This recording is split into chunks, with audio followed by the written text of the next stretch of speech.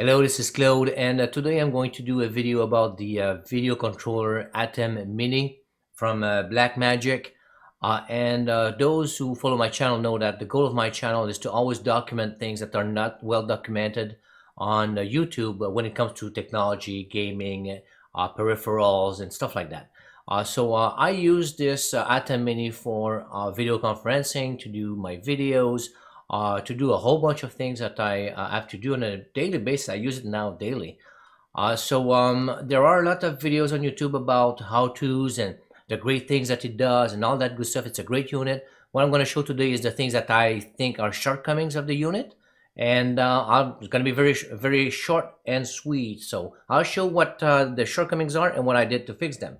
So the first thing that I'm going to show right here is, let's go right here, remove that, and I want to go to the top camera. There you go, without the key right there.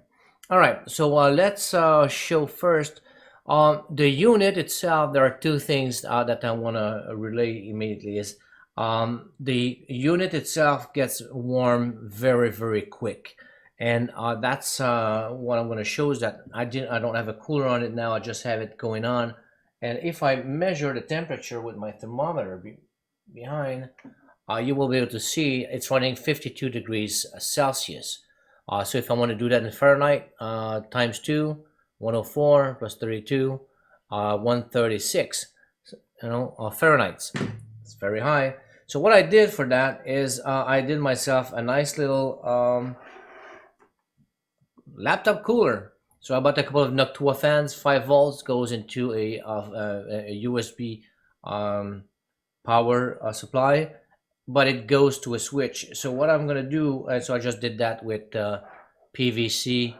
It's hooked up. Both fans are connected together into a Y. Goes into the switch. So what I do is I have it here, and I'm going to show you. Going to here.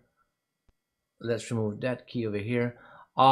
So I've got it switched right here. I've got the set of switches, and I'm gonna do that. So it's gonna cool, and I'm gonna take the temperature after I discuss the second item I don't like. All right, there you go. So the second thing that I think could be done better, I'm gonna remove that. All right, so is the fact that this unit does not come with an on and off switch. And one of the problem with the on and off switch is, if you use an on and off switch, you lose all your media into the Atem Mini.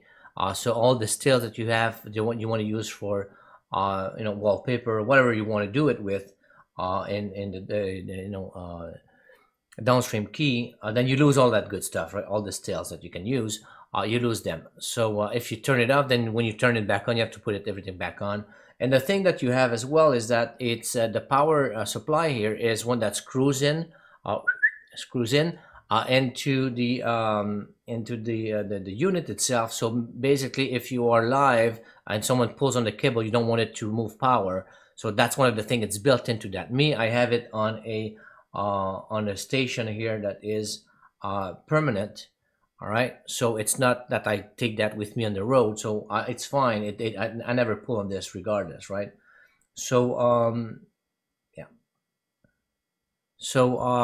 So this, I basically did the same thing. I connected that through here. It goes to the switch over there that I just showed already. Let's do that. Oh, that's not what I want to do. There you go. So let's remove that key. Yeah, so I got it switched as well over there. So at night, once I'm done, I just like turn it off, and that's it. Instead of unscrewing the thing, removing it, or going into under the desk with the power supply. So this is something that I've done. So I've switched it as well. Same thing here. I took the power supply, the original power supply, did my own connector. So the hot goes to the switch, comes back to another connector. It's going to go inside, and then the two grounds go together, and then it just plugs in, and that's it. All right, so that's what I've done. So now I had the cooler work a little bit, and then so these are the two main issues that I wanted to mention, but and that I fix on myself. Here is I'm going to take the temperature again. It's always on the left side, and now just after a couple of minutes, let's go do this here, remove that. Just after a couple of minutes, I already lowered it by what, 9 degrees Celsius. So it's gonna go about in a couple of more minutes. It's gonna be about 35 degrees Celsius. So this is fine. This is operating condition just fine. So what kills electronics is heat, water and heat. So if you have if the unit is always too warm, then that is a problem for sure. All right. So this is why I've done these two solutions. I've done the cooler, like a little laptop cooler thing, and I've switched the unit. And with this, it's much more versatile. And these were the two irritants that I had with this unit. All right. So I just wanted to share that with everybody. So hope that it helps someone's. And thanks for watching. See you in the next video. Thank you. Bye bye.